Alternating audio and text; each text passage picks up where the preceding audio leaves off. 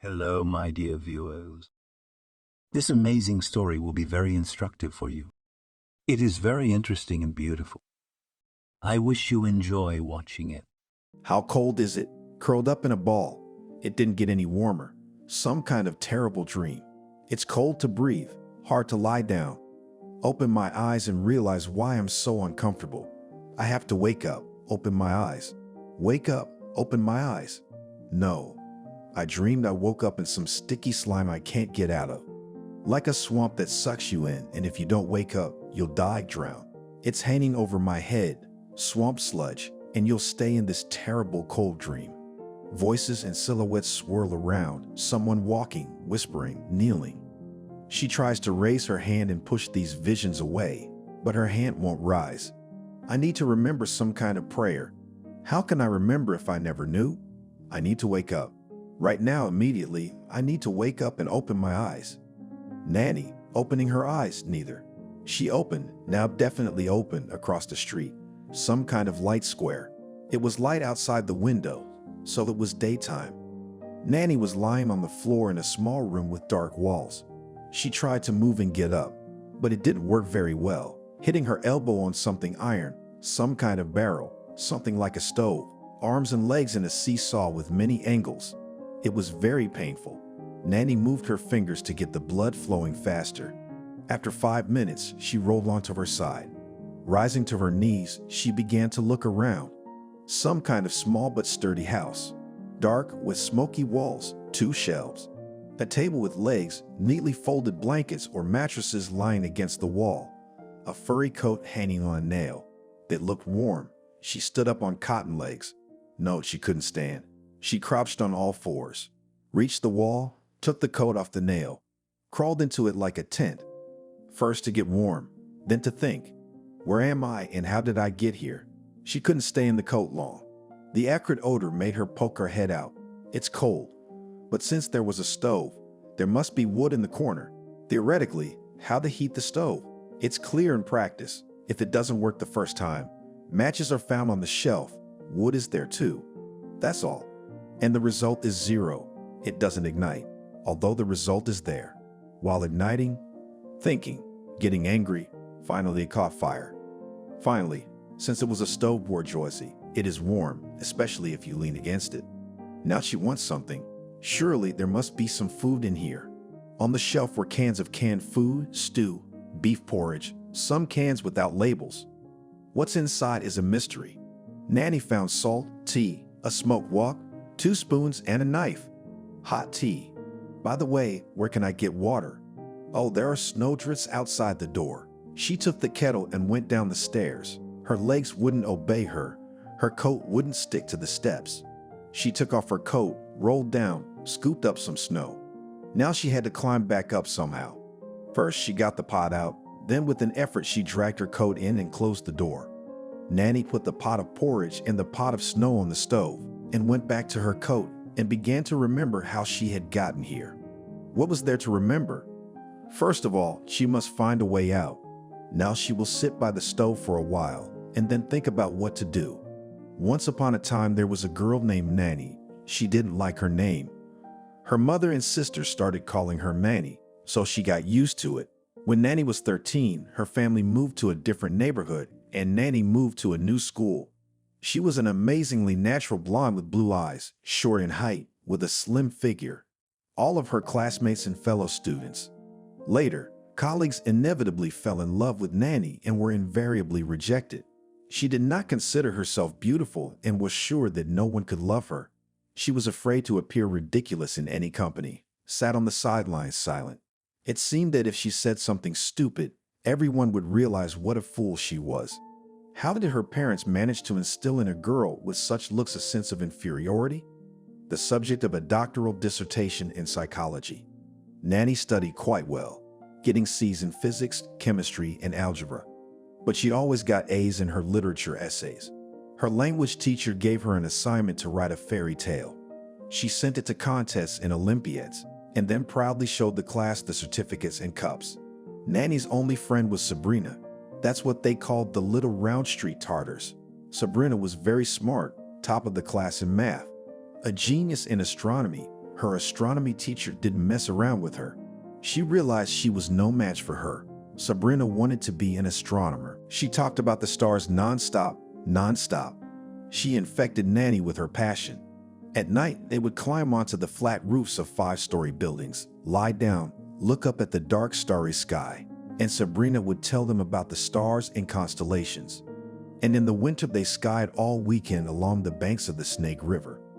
In the summer, they swam in the same river all day long. And then there was ice skating, dancing, music school, and more, just like in the nursery rhymes. Drama class, photography class. I also want to sing. The volleyball coach could barely contain his laughter when 2 runaways came to him who really wanted to play on the school volleyball team. He took them on, even held a couple practices. But Nanny got hit in the head with a hard ball, and that was the end of volleyball. In her senior year of high school, Sabrina decided that Nanny couldn't have a C in math on her diploma. It was incomprehensible how she couldn't solve such simple problems. Nanny tried to explain that it was very complicated, nothing could be fixed. But Sabrina objected. I can do anything. Even teach that fool who hasn't studied algebra since 6th grade. She gets C's and that's it. I'll bring her up to 10th grade in a week. I'm a humanitarian. I don't need math for anything. Do you need good grades on your diploma? Wouldn't you like an extra A? Girl, you're out of your mind. What A? I'm gonna get a C anyway. And Tony doesn't even know me. Tony, the math teacher, thought he should only work with people who understood math. The rest of us got C's and were never called to the board. Why not? The lessons went like this. 5 people solve problems and answer questions. The rest sit quietly and get C's for it. Questionable pedagogy, but it suited everyone. Sabrina explained everything so easily that soon Nanny could easily solve problems and prove theorems. But Tony was faithful to the principle of not wasting energy and time on untalented students. He still did not notice Nanny, who was eager to demonstrate her street Petersburg talents. She decided to go for it. Tony, why don't you ever call Nanny to the board? I tutor her. She understands math. She can solve any problem. Sabrina, you're a smart girl. I don't doubt your talents. But I've been teaching your class for 5 years, and your friend has never solved a single problem or written a single test. You want me to believe that she's suddenly gotten smart and discovered a talent for math. All right, fine. I'll call her next period. I don't want to turn it into a circus, though. The whole class was excited. It's gonna be fun. Nanny came out, quickly corrected the mistake, and calmly and clearly finished the solution. Sabrina squealed. Tony looked interested. Nanny had become one of those students for whom math was not a matter of indifference. She had A's in algebra and geometry on her high school diploma. They were removed, and everything became clear. She wanted to be an astronomer and nothing else, so she enrolled at New York University. Nanny had no way of deciding what she wanted to do. Medical and technical schools were out of the question. First of all, it was not her business at all. Secondly, there was stiff competition with her C's in physics and chemistry. Economics and law also did not attract. The Pedagogical Institute remained.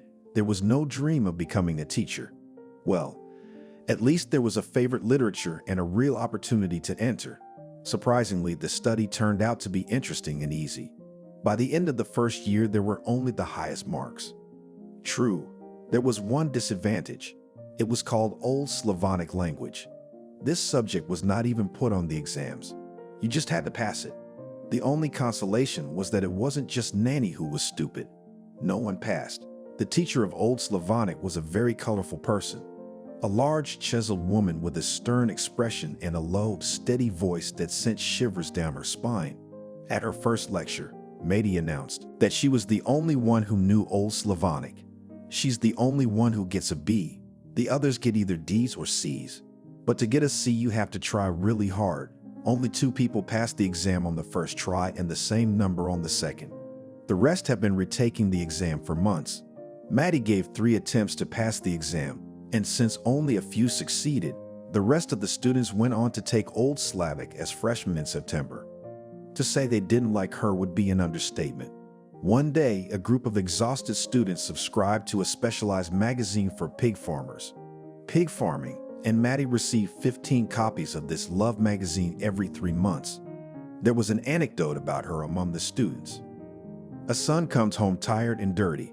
The mother asks, "Where have you been?" Maddie was being buried. "But why are you so dirty?" "She's been buried 3 times. At the end of June, 4 friends, including Nanny, showed up for their 3rd retake. The first brave ones were already sitting in the auditorium, while the friends hesitated outside the door. Betty's friend had already swallowed valerian, but she was still shaking. The first students who hadn't passed began to leave. Surprisingly, no one else showed up. "We should go in," Betty said. "Let's not go either. We're not going to pass anyway. And really, why bother? Let's go to the beach." Fortunately, the institute was located on the main street of the city. The embankments and beaches were within walking distance. They had a great time, and on the way back, they stopped by the institute to see how things were going. Near the auditorium, they were caught by the secretary of the educational department. "Where are you chatting? Hurry up for the exam." "Yes, we'll take it in the fall." "Hurry up and pass." All 4 of them passed the exam. It turned out that except for the 5 who came first and didn't pass, no one else came to lead the exam, and almost the entire course wasn't graded. It was too much even for Maddie. The dean was furious, and the secretary was running around the institute, fishing out random freshmen and forcing them to take the damn old Slavic exam. What was that all about? The stove was getting cold. She couldn't wait for tea. She got out of her cozy coat, tossed some wood into the stove. She could have gone ice skating, but she didn't want to leave the warm stove. She climbed back into her coat, leaned against the stove, and continued to reminisce. There must have been something in her life that had brought her to this house. Like that summer, 2 years later, Anna had come to visit her parents. They spent a lot of time together, telling each other about college life. There had been a big change in Sabrina's life. She had a fiancé. His name was Sam, also a future astronomer. His parents had moved to Germany, and Sabrina and Sam planned to move there after graduation. "Nanny, in 2 weeks we're going camping in Las Vegas in California. We want to go to Gallatin. Come with us." A real backpacking trip. We do that every vacation. We have our own hiking group. We plan the route, get ready and go. When I left, everything was ready. All that was left was to buy groceries. True, this time there are only 8 of us. Would you like to join us? You're all experienced, and I've never been on a hike like this. I won't be a burden. It's just a normal hike, no extremes. Come on, you won't regret it. It was so exciting. Nanny was a sporty girl. She skied, swam, but she never had to carry a heavy backpack all day. She had never cooked dinner over a campfire, slept in a tent under century-old pine trees, or been to a bee farm where a young bearded beekeeper treated them to honey and let them taste mead. She had never sat at sunset on the steep bank of the Gallatin, watching the passing ships. She promised herself then that she would definitely go on such a trip someday. And so she did. One day while on vacation, she went to Canada. As part of a group, she went over the mountains, but it was serious back then. First, they were trained at the campground, and when they crossed the mountains and got there, they were given certificates and tourist badges. But now Nanny was amazed by the forests, flowers, mushrooms, and berries of Miami. In her native land there were forests, of course, but not as monumental. It was mostly steppe with long waves.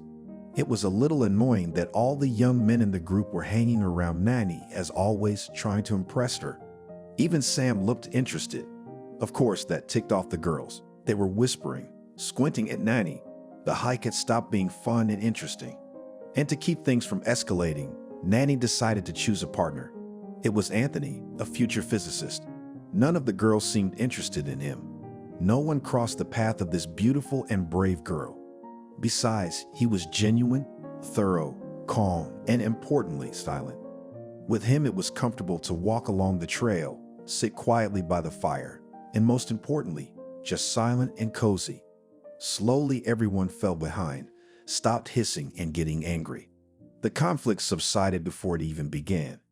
Back in Washington, they lived in the university dormitory for a couple more days. Fortunately, it was vacation time, and there were plenty of rooms available. They walked around the city in droves, spending nights at clubs and beaches. They couldn't wait to break up, but they had homes waiting for them. It was time to leave. Here, Nanny realized once again that she was impossible, a white crow who lived in her own world and did not notice what was going on in other people's souls. She believed that Anthony had helped her and smoothed out the awkward situation. They enjoyed their time together. She liked him, of course. Such a grounded, dependable, and handsome guy couldn't help but like him. That was all. Maybe they'd meet again someday. But Anthony had fallen in love. On the day he left, he asked Nanny to come with him. "Come with me. I'll introduce you to my parents like you introduced me to yours." "Why? With your parents?" "Nanny, I love you. I want you to be my wife." "Wait, Anthony, it doesn't work that way. We've known each other for less than a month. You can't get married like that. You're a good guy. It's just not right. Of course it's all wrong. Where's the candy bouquet, the courtship period? Then you have to date for a year and a half, then try living together. How can you get married without a family rehearsal? And then you can get married if you don't get bored of each other during that time. I don't have that kind of time. I'm leaving now. You go to your room."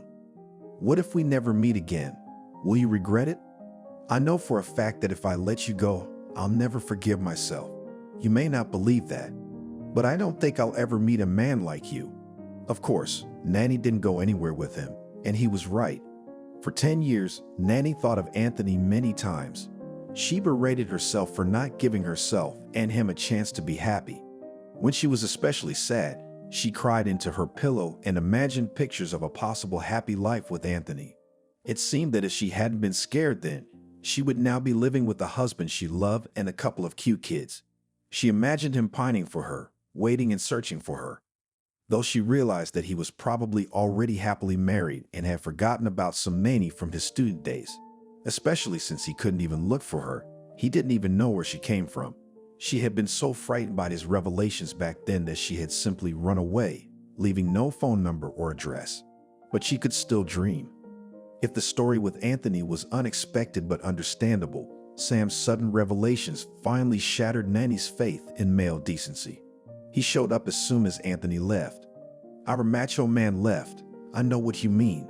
You attached a lawsuit to it so as not to escalate the situation. But now we can talk." "Sam, I don't know what you're talking about." "You understand the lyrics. The girl is smart, decent, will probably be a faithful wife and a good mother, even though she's a Tatar, but just an example of a real German wife. But there are a lot of them out there, and I need my wife to be incomparable. I need a wife I can proudly boast about, like you, beautiful and modest. My parents have already found me a job and planned a nice house.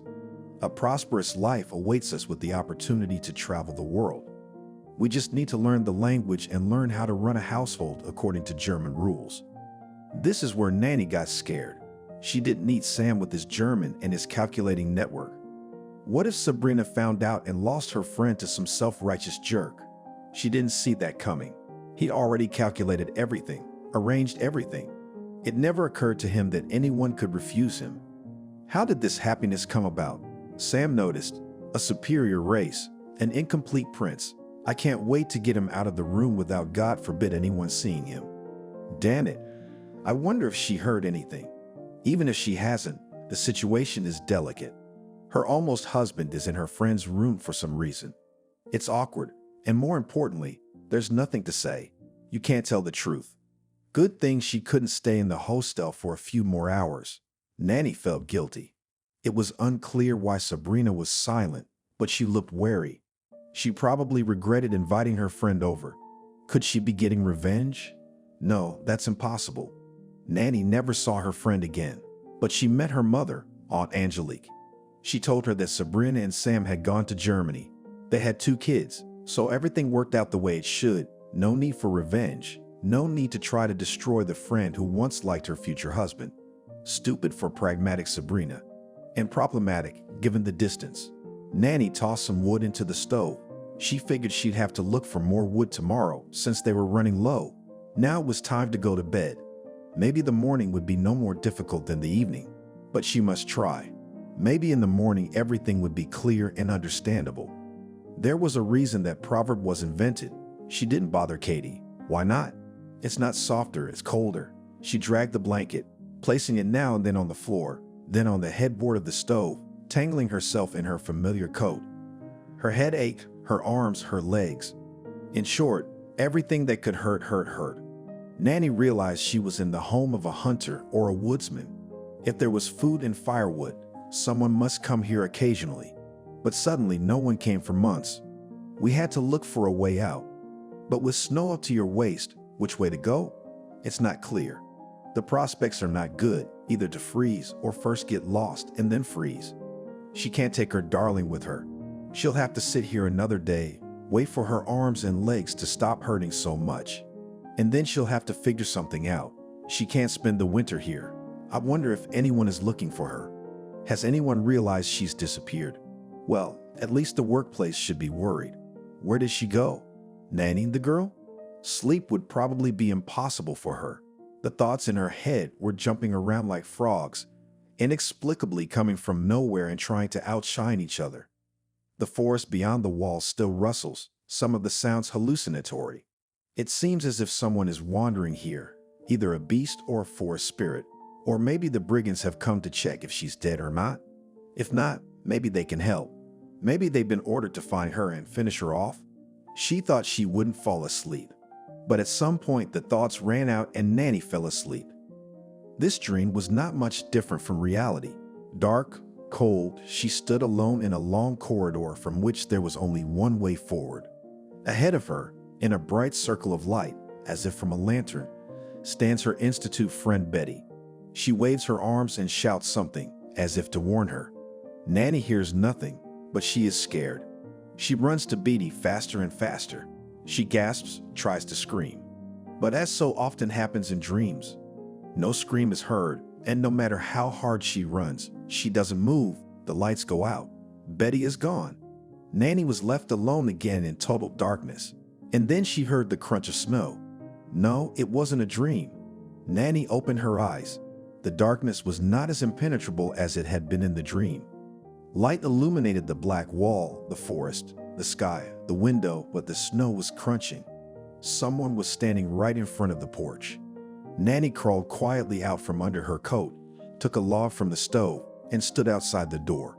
Her heart was ready to jump out. Someone was already coming up the stairs. The door swung open. Nanny swayed, closed her eyes, and kicked. Someone groaned. Nanny dropped the log. It fell on her foot, and she cried out and opened her eyes. In the semi-darkness, it looked like something big and furry was standing across the room, but not a bear. A bear wouldn't have groaned. Wow, that's quite a greeting. Why are you doing this to me? I thought the bandits were here. Nanny sang out. The voice disappeared, probably from fear, or maybe it had been gone a long time. She hadn't talked to anyone. Maybe she hadn't noticed. Outlaws don't come here, not those outlaws. They want comfort. I'm the only one who comes here. Well, sometimes the hunters drop in. Get out of the corner. I'll put some more wood in the fire to make it brighter. You can't see very well now. Who am I talking to? He took off his rucksack, went to the stove, threw in some logs. In the light of the open door, Nanny saw a tall, bearded man in a coat with a fur collar and a huge furry hat. She saw nothing else, for she did not come out from around the corner. She became frightened. The man took off the hat and coat. He put a pot of water on the fire, whispered something, took bread and sausage out of his backpack. He quickly made sandwiches and turned to Nanny. Breakfast is ready. Please make it. Yes, come here. Or are you already thinking of running away from me into the woods? I wouldn't advise it. It's dark and cold there. Anyway, a hot tea wouldn't hurt. It's really silly to stand in a corner with nowhere to go. The man doesn't seem dangerous. The sausage smells so good that Nanny decided to eat first, and then already think about escape. She went back to her favorite coat, took a sandwich and a cup of tea. The best breakfast ever. Secretly, she watched the man. Not bad, young and not ugly. But let's get to know each other. Harry, the local hunter. Nanny, where am I? It's a long way to town. 100 kilometers to town to my house, and 5 kilometers to the hunting ground. There's a road there, and you're in the hunting ground. Sometimes hunters come here for a day or two. In winter, you can only get here on skis. That's why I was so surprised there were no skis at home. Is there anyone in the house? I like this hunting ground. No one around, just the woods, and I'm the master of the forest. How did you end up here? When Nanny told her story, she thought it sounded unreal. It was like some kind of gangster show. He listened attentively, walking from corner to corner, sometimes asking questions. Suddenly, he stopped abruptly in front of Nanny, and I remembered. "I always thought I'd seen you somewhere. You work at the local TV station as an editor." "Yes, television." "How did you know that?" "I saw your picture on the local news last night. They said a man was missing. The company editor asked me to let you know if anyone knew anything." I can't remember the last name, but it was accurate. Nanny was surprised that the missing person was discovered. "Who did this to you? And most importantly, why? Any guesses?" "None. I've been trying to figure out what happened all day. I can't imagine. Who was I bothering so much?" "Well, husbands, lovers, friends." "Not husbands, not lovers. I don't have many friends. But I never crossed anyone. I've replayed my personal life 20 times in my head." "No, that's not the reason. And then there's work and caring co-workers running around looking for you. It can't be if you think back to all the conflicts, the ones that seemed insignificant to you. You realize it's like you've been found. I'll call the editorial office and make my colleagues happy. And someone will be so happy that you won't make it home. You'll disappear again, and this time for good. Before you announce yourself, you have to figure out who wants you to keep quiet." "I don't know. I don't understand anything about your television business. Explain to me what you do. How many people are in your charge? Who's guilty of what? Tell me everything. Let's think about what's going on. Do you know that someone wanted to silence you?" Nanny's job title was the long and the beautiful, but in short, she was the editor in charge of everything that went on the air. Everything that was created in the newsroom came down to Nanny. She shaped the air in accordance with the broadcasting law and the channel's license. 2 production editors organized the daily airing, and 6 boxes and ships transmitted it all on air. Nanny also had an assistant, Maddie, who mostly prepared the paperwork and made sure the copyrights were respected. There were no conflicts. You can't consider the box skipping the airwaves a conflict and his late-night call to Nanny a shout-out. What to do? Or was it Maddie's mistake that led to children's broadcasting being taken over? For the week, it's 1/10%. That's 9 seconds, but the inspectors noticed. Apparently, they had nothing more important to do that week than counting. How long did the TV keep the kids in front of the screens? They had to write explanatory letters, personally take the blame, ask not to find the channel, but to limit themselves to a strict warning. There were many such daily problems. He who does nothing is not mistaken. But all this does not look like revenge at all. There is something different here. I remembered what I've been doing the last few days. Yes, the usual, a whirlwind from morning to night, preparing a report for the Antitrust Committee. But it's not the first time. They're checking film production licenses, the legality of payments to authors. Now they have demanded a list of all commercials aired in the last 3 months, with the time of airing by day and hour. Wait for it. The price of a commercial depends on the time. Of course, the morning slot has one price and prime time has a different price. Do you know exactly when and how many times the commercial aired? Of course, I compiled all the montage lists for airing. That seems to be what they need. Let's think about it. If an advertiser doesn't want to pay taxes, they can pay for the morning slots and give the rest of the money in cash. And that's a good deal for them. What about unreported income? There's nothing wrong with the paperwork. There was such an advertiser who paid for a slot, paid tax, but at what time? And how many times was the ad aired? Only you know that. Well, not many people know, but you're the only one who can prove it. Isn't that an argument? No, it's nonsense. What makes you think that? Tell me, who's in charge of advertising? Jack, the commercial director. How much money can he make from that? Obviously, he shares it with someone. Probably the CEO and someone else to keep from getting caught, but he still makes a lot of money himself. As far as I understand, advertising is a lucrative business. Who but you knows how much advertising goes on the air? Everyone who watches TV and the people who collect them and produce them. Maddie has all the data right now. She's tabulating it and preparing a report, but she doesn't know how much it costs or how much she was paid. I don't know either, by the way. Say what you want, but I have a feeling this is about money and a lot of it. And besides money, your bosses are looking at real jail time for embezzlement. So much for motive. I'm not saying it's true, but it's a great theory. We need to check which of your colleagues you trust completely. Before this conversation, Nanny had trusted everyone, but now she was beginning to doubt them. It's strange to be suspicious of people you've worked with for so many years. Through hardship and adversity, they're all like family. But someone in that family had decided that Nanny knew too much. She had no doubt that the attempt on her life was related to her work. She has no inheritance to divide. Fortunately, her parents are alive. Her personal life is calm and smooth. So it's about work. Who can she trust to the end? Nanny only confided in her friend Beatty, but she has nothing to do with the TV channel. She can't help. That leaves Maddie. They had a nice, warm relationship. They even went on vacations together. They flew to Egypt. When they went on vacation, the CEO of the company, Barbara, gave them some advice. In the hotel, give $10 at the reception, and you will be settled closer to the beach. There are hotels where it takes about 10 minutes to walk to the sea. Please, no extreme sports, no parachutes, no diving, no safaris. The service there is such that no one guarantees anything. We need you alive and well, in a jersey with a big hole in it. Maddie walked up to the receptionist. He was looking at Maddie, but not at her face. He just couldn't take his eyes off her breasts. Nanny stood on the doorstep with $10 in her hand. As soon as Maddie signaled, she'd run away. They made do without the dollars.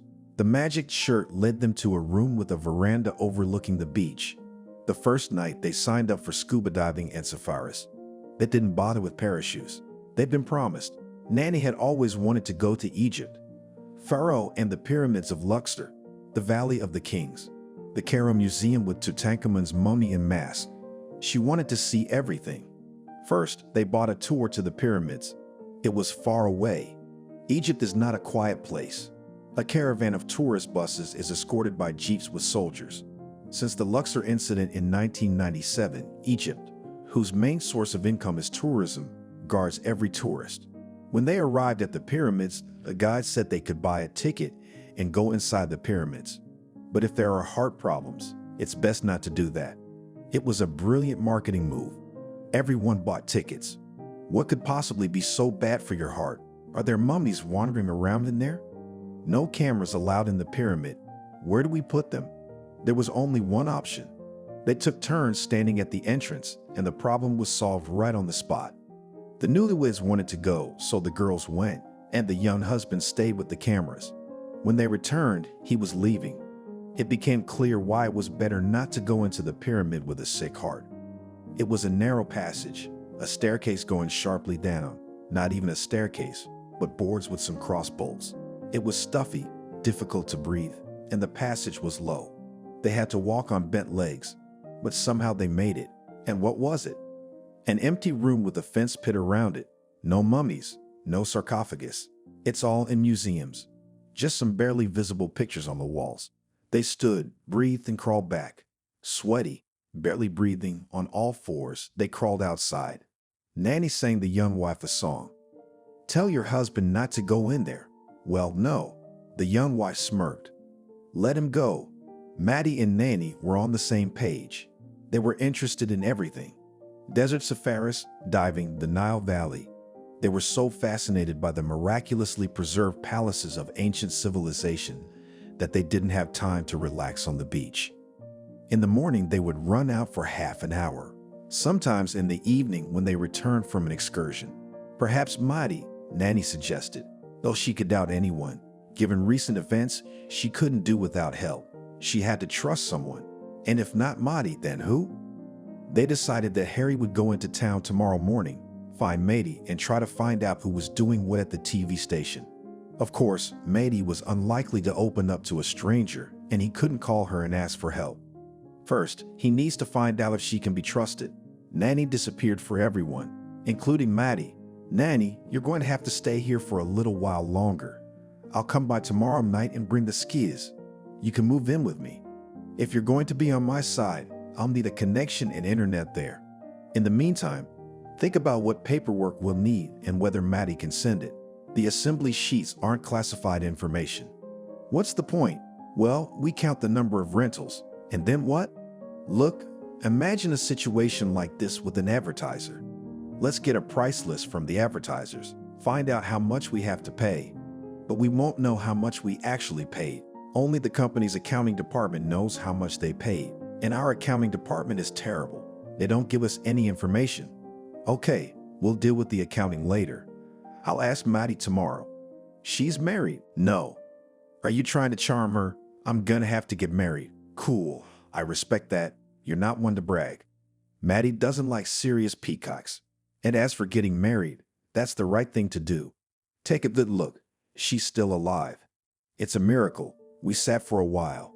Harry asked about the employees, what they did, their personalities, friends, family.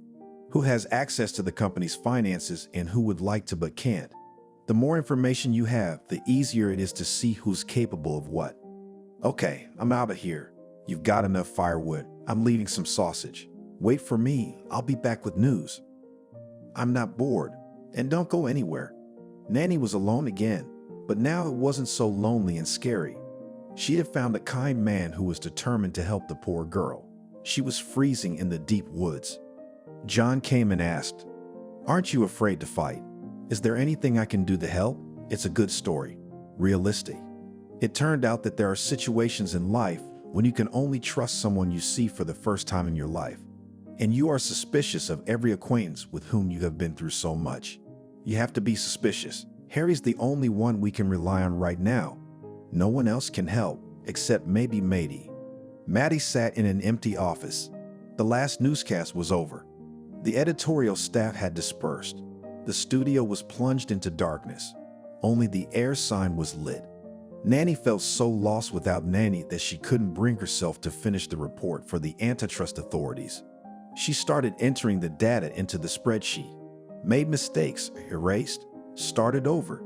It was impossible to concentrate. All she could think about was the disease. What happened? Where did the management go? That's good too. They advertised. They're so connected. They can get the whole town talking. Sounds like they're worried. Although there's a rumor going around that she didn't disappear, she quit her job. Apparently, they're planning to fire her. That's our Maddie. Maddie's never gonna believe it. Something bad happened to her. If only she knew how to help. She rushed in without thinking. Maddie, oh Maddie, the general's driver. He crept up unnoticed. He had a knack for popping up where no one expected him. Nanny, you work on her some more. Arnold, stay out of my way. I still have to finish the accident report. Let me take you home. There's no one left. You're sitting here all alone. What are you doing here? Did you take Barbara? Why did you come back? I came back for you during the accident. Cut the crap. It's 12:30. Let's go. Maddie looked at his watch. Wow, really? It's almost midnight. You guys are disgusting. But right now, I'm just in time to turn in an unfinished report. She shut down the computer, closed her office, and followed Arnold. As they were pulling out of the parking lot, she noticed Tony's commercial director getting into the car. What brings him here in the middle of the night? As they drove to Maddie's, Arnold was witty, telling stupid jokes, life stories, trying to make very dubious compliments, hinting at feelings, asking her out on a date. His chatter boiled down to the fact that Maddie, being an intelligent girl, with her age and bright appearance, should be happy that the prince in the director's Jeep shows signs of attention. The accident interrupted him abruptly. His diet distracted her. She thought about the fact that Tony must be up to something at night in the empty office. She couldn't connect it to Nanny's disappearance, but there was a disturbing feeling that something was going wrong in the Danish kingdom. At home, Maddie found her father waiting for her. He hadn't gone to bed. His daughter needed to be fed, and work was going on around the clock. Maddie was already thinking about quitting the network. What kind of job is this? She studied so hard, got a red diploma, and now she's working as a secretary for some girl's father. They're secretaries too. And I'm the personal assistant. Nanny is a professional of the highest caliber. She's also a good, kind person. Now she's in trouble. I'll collect the money and go find a quieter place. It's up to you. I'm in the middle of nowhere. I can't do that. Nanny needs help. How will you help her? I don't know yet, but I'll figure something out. In the morning, a young bearded man called out to Maddie outside her office. Maddie, excuse me, I need to talk to you. Specifically you. Tell me, What's the problem? I'll direct you to the right person. Do you have a complaint? Or do you have an interesting story to tell? I wonder what brings a man like him to the TV station. He probably solves his own problems without the help of television. He doesn't look like an advertiser, and what could he be advertising? He looks like he comes from the mountains or the woods. Although who knows, maybe he has some unique eco-farm or beekeeping, and he decided to order a story. We should get rid of him and find advertisers. What's your name? Harry. Harry, let me take you to the advertising department. I understand you haven't made an appointment and no one's meeting you, and they won't just let you in. Let's go. All right, let's go. We still need to find out what the advertising rates are. While Harry was playing the tough entrepreneur willing to spend a lot of money on advertising for Maddie, she was surprised to find that someone had neatly corrected yesterday's report. The number of rentals had been changed in almost every commercial. She didn't even have to check the paperwork. She remembered exactly what data she had entered into the spreadsheet, especially since she had messed up and corrected everything 5 times yesterday. Like it or not, she memorized it. Of course, Maddie knew that everything could be restored, but she couldn't do it herself. There was no way to contact the tech department. What if they did it? Besides, all the set-up sheets had disappeared. There was nothing to compare the calculations with. What do we do next? Should I report it to management? Maddie decided to report the missing sheets, but not to say anything about correcting the report. She didn't seem to notice. A vague doubt plagued her that the report was Barry's doing. If she said now that the report was false, not only would she not help Nanny, but she'd be in trouble herself. Maddie was torn between the fear of hurting Nanny and the desire to share it with someone. He pondered whether to ask for advice on what he could do on his own. She didn't understand what was going on at all. The thought that Nanny hadn't disappeared on her own crossed her mind more and more. Someone had helped her, so no one in the company could be trusted. If he wasn't involved himself, he might have blabbed. Who knows? There was someone at the door, either the beekeeper or the lumberjack. That's why we have to discuss it in the bar. I'll meet you at the cafe on the corner. God, how strange he is, but he does not seem to be infected by her unearthly beauty, so it's not a setup. He's not professionally interested in her either. So what's the big deal? It's very important. Harry, I don't know if you can trust the girl, but we don't have a choice. Otherwise, she won't want to talk. I know where Nanny is. Meet me at the cafe. Come when you can. How does he even know who he is? She decided right away she was going to Apple. If there was even a small chance of finding out what happened to Nanny, she'd go anywhere, even to a coffee shop with some guy she didn't know. But first she had to report the missing files to management. They'd start bothering security, trying to figure out who had keys to the office. Maddie didn't have time for that.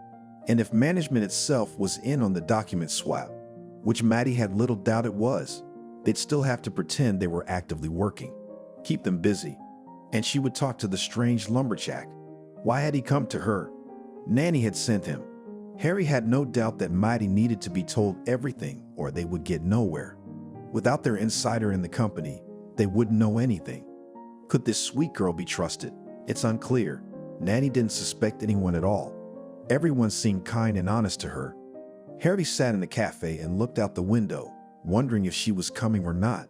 If she didn't come, the whole plan would fail. He would have to look for someone else. But who, with everyone under suspicion? Harry would never admit it to himself. But he didn't just want Maddie to come because it would be hard to help Nanny without her. He just wanted a strange girl to come, someone unmodern, someone nice and pretty. Glasses on her nose, a ponytail on the back of her head. It was nice to think of her. He could even imagine waiting for her at the cafe, not for business, but for a date. Hell, he should shave off his beard. He looked completely wild in his own woods. Oh, is that a pretty girl coming? Stop. It's not a date, after all. Who cares whether to tell or not? Although one option is to tell everything. Otherwise, she won't believe it. She'd be scared, she'd send him away, and she wouldn't help him. Maddie was very afraid. She was afraid of this strange man who appeared out of nowhere. What if he was a con man who had found out about Nanny's disappearance and was now trying to cash in on it? Or worse, he might be involved in the kidnapping himself. But if there's even the teeniest chance of finding out where Nanny is, it has to be done in the most independent way possible, just to hide her fear. Maddie approached the table. Harry could see how nervous she was, how she calmed the frightened girls. He didn't know, so he decided to tell her everything at once. Either she would believe him or she would run away. And then we'd see. Maddie listened and realized she believed Harry. You couldn't make up a story like that. She decided not to speak of her suspicions yet. First, she had to make sure Nanny was all right. Then she could talk to her. Just not right now. She doesn't have a cell phone, and reception's bad in the woods. She'll call you tonight from the hunting lodge. So you ready to help? Nanny said she needed some paperwork. I'll talk to Nanny, and then I'll decide how careful you are. What do you want? By the way, my friend's missing. Thank God she's alive. And you want me to tell the first person I meet? Who knows? Maybe you're pretending to be innocent, but you're really an outlaw from the deep woods. Harry laughed. How did you figure me out? Maddie, let's switch to informal speech. It'll be easier that way. And this guy is such a jerk. I want a more intimate and trusting relationship. We're a long way from trust, but you're right. It's easier to talk. There's a dude sitting at the counter looking at you. Maddie looked over her shoulder. Damn, why did Arnold have to be here? It's not lunchtime. Is he watching her? Arnold realized he had been spotted and headed towards them. Maddie stood across the table in front of him. Harry muttered something to himself and headed for the exit. Harry didn't lose his temper. He stood up and said loudly to Maddie, "See you later, Maddie, like we agreed?" Maddie turned around and waved Harry off, noticing Arnold, who was standing in the middle of the hall with his mouth open. He caught up to Maddie, walked beside her. He was silent, but not for long. Maddie. God, it's annoying to hear his trademark address. What kind of husband is he? Is he really so wonderful? Why him? He's just come from Siberia. He's got factories and steamships there, and he's a local with a house in the country. That means he's rich. Why not just rich? I'm poor enough. You can't lie. That's why I don't lie. What's the point of lying if you're going to be found out? Where did you find someone like that? I can't tell you the details of my personal life. I think you're meddling in something that's none of your business. I see. It didn't work out. It's harsh, but it's true. Maddie sat in her office. She wanted to shove herself away, not see anyone. Better yet, she wanted to go home and think things through. The abundance of information was overloading her brain. It was necessary to organize everything, to separate the important from the meaningless. How do I know what's important? Until I talk to Nanny, I will not know how to live until tonight. Ah, Arnold, the messenger from the garden again. He's been showing up too often. Everywhere you go, you run into Arnold. He came to call me on the carpet. Apparently, the director wants something from the secretary. I wonder what Barbara wants from her. She hasn't been very attentive to her in the past. If she's condescending to Maddie, it's not gonna be good. Maddie, I'm going to ask you to tell your boss that she's not fired for absenteeism, but for sabotage. Shredding documents is a felony. Let her be thankful we're not pursuing criminal charges. Barbara, first of all, I don't know where Nanny is. Secondly, are you aware that the documents went missing when she was gone? No, I'm not aware of that. There was no one in the office at night. Well, either security's covering for Nanny. That girl, everybody loves her. And if she told you not to say what happened, no one will. Or did you take the files at her request? You were here till almost midnight last night. Ask your driver what I had in my hand when I left the office. Did he see me write my resignation, or am I being fired for sabotage too? Maddie, I strongly suggest you contact Nanny and consult with her, rather than hiding and coming to explain yourself. Go get to work. It's such a weird conversation, deaf and abnormal. It feels like they have decided to blame Nanny for all the sins of the company. What's convenient? How did Barbara think Maddie knew where Nanny was? Maybe Arnold overheard something in the cafe, sitting far away, couldn't hear, but could have guessed and reported it. Gossip is his specialty. You mention the devil and he shows up. Arnold walked down the corridor, ducked around the corner. He was done for the day. She couldn't take another intellectual conversation. Arnold entered Maddie's office. She wanted to pass by quietly, but they were talking about something. Arnold suddenly became very curious as to what useful things he would hear. And she did hear, and a very useful one at that. Barbara ordered Arnold to keep an eye on her, and the other guys she'd been seeing. They have to find Nanny, and those idiots who didn't follow through have to work off the money they got. Maddie's hair stood on end in horror. What was going on? Had Nanny found out she was being hunted? But now Maddie knew she was being followed. She would be more careful. But the ferret was circling. You didn't take care of him. Let's see who's smarter. The day dragged on endlessly. She couldn't wait to get home and finally talk to Nanny. Now there was something to tell. Not just conjecture, but facts. But she had to make it to the end of the day. Maddie, let's go home. I'll drive you home. Or are you just gonna sit here all night again? Yeah, Arnold, take me. They said to keep an eye on me anyway, so at least take me home. On the way, Arnold kept asking who the guy was that came to see Maddie, where he lived, where he worked. Maddie pretended to be a fool in love, said she wouldn't say anything. Afraid of jinxing his happiness, she didn't think she knew anything about him, but she wanted to know. She saw something strange. She had once decided he was nothing, but she thought about him all day long. Arnold was showering her with clumsy compliments again, hinting that he might approach her. Maddie thought angrily about the incident that ordered them to keep an eye on her, so she sat under the door all night. Home at last. All she had to do was wait for Nanny to call. There was something to tell, but Nanny still hadn't called. Well, until Harry got home, until he got to the village and then back to Nanny. It was about time she called. Maddie couldn't concentrate on anything. She sat there waiting for the call. What could have happened? Maybe Nanny had decided she couldn't trust Maddie and she had so many suspicions. More importantly, evidence that she should tell on Nanny. After sitting at the bar for another hour, she decided to call Harry herself and left her phone number. Finally, Maddie got around to making the call. What kind of detectives are we? I left you my number, but I didn't take yours. Nanny doesn't remember your number. We can't call you. We're sitting around wondering who's the fool. Maddie told Lousy about the detectives, everything that had happened during the day. Adjustments to the report, missing sheets, Barry's strange behavior, Nanny's firing, and Arnold, as I said, wondering how much could fit into one day. She was especially concerned about Tatiana's words about some idiots who hadn't finished something.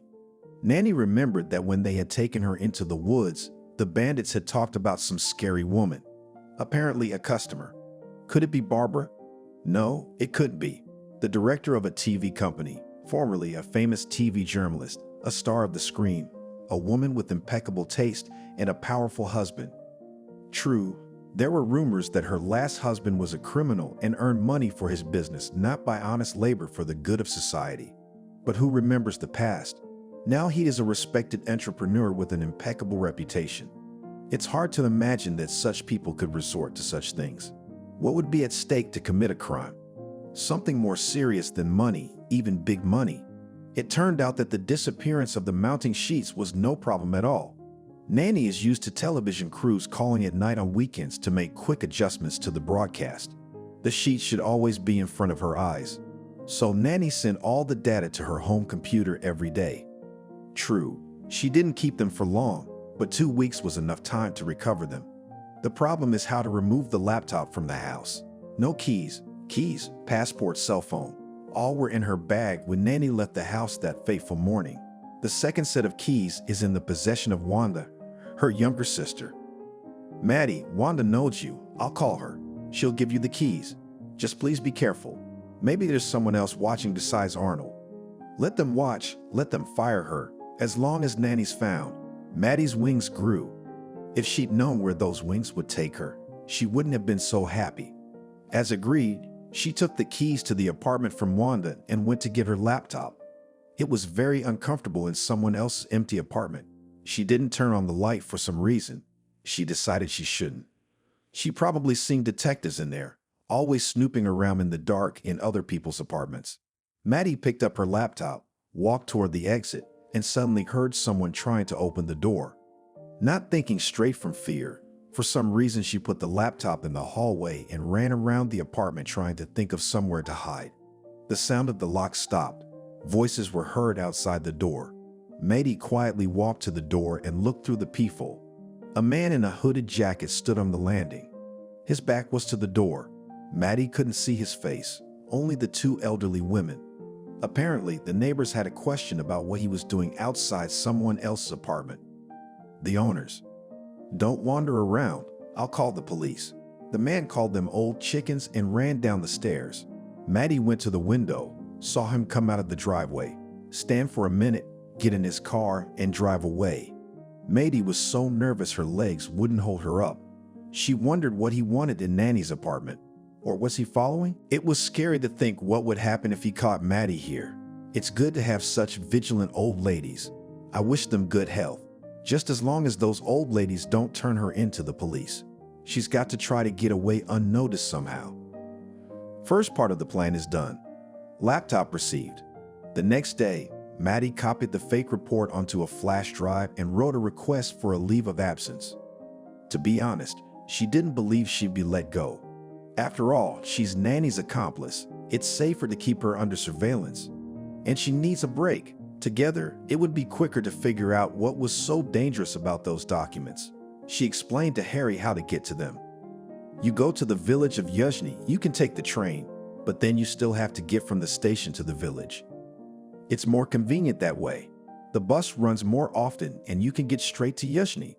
I'll meet you there. I've been to Yuzhny myself. They were building a village there for the movie. It's still there. They'd also opened museums there, didn't they, May? I'm still watching in case someone follows you. They let you go too easily. Don't scare me. I'm scared enough as it is.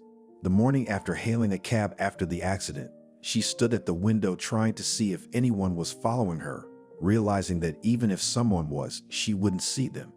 It was silly to expect watchers to be sitting on the bench outside the driveway. Dad insisted on going with Maddie, all the while reading his book. Where are you going? I don't have to go anywhere. I'm gonna freak out here. Dad, stop it. I'll be back in 3 days and I'll call every day.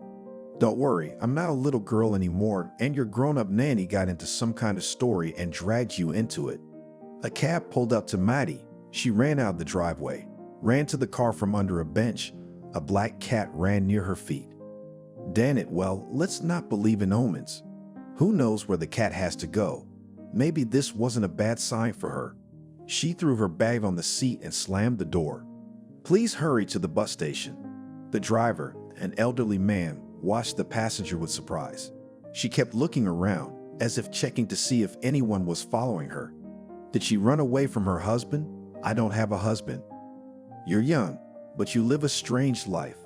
I don't understand you. My daughter is the same, almost 30. No family, no kids. How many times had Maddie heard that word? Why did it have to be? They planned their lives by years, the way they organized things. Marry by 25, have a child by 30, preferably 2. Then everything's right. It's like other people. What other people? People are different. Everyone has their own story, not like the others. A fate, a whole life, which everyone tries to fit into the bounds of decency. Surprisingly, complete strangers, like this driver, always know better how to live. And the driver did not stop talking. In our time, young people were different. Everyone worked. And now they just drag themselves along. That's where the oligarchs came from. They rob the people and live in luxury. You, for example, you don't look poor by your clothes. Where did you earn it? I've been working all my life, and I have nothing. And you probably have an apartment and a car. You can keep quiet. You didn't stop me from talking. I don't like it, it's true, it's annoying. What did I do to deserve this punishment? And my hands are shaking with fear. And now I have to listen to this nonsense. The day didn't start well. All because of the black cat. Finally, they arrived. Maddie didn't go inside the bus station. She stayed outside in the cold, but she could see everyone getting on the bus. She sat at the back of the bus and saw everyone who entered. No matter how much she looked, she didn't see anything suspicious. The bus started moving. Maddie even calmed down a little. Why panic? It's all right. It's time to stop playing these games, or we could go crazy. Harry was already waiting at the bus stop at the bar. She didn't recognize him right away. He had shaved off his beard. Harry wouldn't admit it to himself, but he really wanted to see Maddie. He was worried, anxious. For the first time since the nasty scandals with his ex-wife after the divorce, he thought that life as a recluse wasn't so pleasant. Maybe it was time to get back to life and try to be happy again. No more living in the woods and hiding from people. Hunting Manor. Harry envisioned in a fairy tale illustration a sturdy wooden house with a high porch. Around it were small houses, guest baths, something like a summer kitchen with a stone grill, and a snow-covered pine forest all around. The only thing missing was Santa. When she saw Nanny at the bar, she burst into tears and rushed to hug her. "Why are you crying? Everything's going to be all right now. We'll sort everything out, and Harry will protect us like a loyal knight. Let's go inside. You must be cold. Let's have some tea." Maddie still couldn't quite calm down. She felt sorry for Nanny. "Is it me? You're not crying, though I'd be hysterical if I were you. You know, there's a Japanese fable. I think it's about a swallow bird. Evil people destroyed her nest, killed her chicks, but she started to build a new one. They asked her why she wasn't crying. 'You are in such grief,' she replied. 'I will cry tomorrow when I have time. Right now, I don't have time, so I will cry later too.' For 2 days, the girls sat and counted how many commercials were aired, how many blind matches were left, and how much it cost according to the channel's rates. The total amount turned out to be exorbitant, several million. Nanny did not send the fake reports to the Anti-Monopoly Committee, and they decided to get rid of her. It's not just about money. There is a criminal case on the fact of embezzlement, and it is unclear why the anti-monopoly authorities have started such an investigation now. For so many years they didn't notice anything, and now all of a sudden. Oh girls, what would you do without me? Harry smiled slyly. I have an acquaintance who can tell you exactly who dug up the TV channel and why. I'll go into town tomorrow and give you all the details. By the way, I'll show you all your calculations. I'll advise someone on what to do about it. Harry left, and the two girls got bored in the house, so they decided to take a walk to the village. It's not far, there's skying there. We could go for a walk. No sooner had they gotten far than they noticed a car turning off the road towards the house. It wasn't Harry's. Lying in a snowdrift, they saw two stout men get out of the car and enter the house. They might have been hunters, but there was no need to check, and they were dressed in city clothes. You don't go hunting in such clothes. When the men came out onto the porch, one of them had a laptop in his hands. They went through all the guest houses. They checked all the barns and got in the car. They drove away from the house, but they didn't go anywhere. They waited. Nanny called Harry. Harry, there are two strange guys here. Where are you? At the house. No, we were going to walk through the woods to the village, but we saw them. If we hadn't, we'd have gone straight to them. There's no need to panic. Nanny, do you remember the way to the village? Well, roughly. Go that way. They won't find you there. Wait for me. I'll be there in 5 hours. They crawled through the snowdrifts. They dragged their skis behind them. They were afraid to get up. What if Nanny sees them, she thought. I seem to have a new habit of crawling through snowdrifts. Finally, they decided they had measured out enough snowdrifts. Now they could get on their skis. What remained was to figure out where to go. Nanny remembered which way the farm was.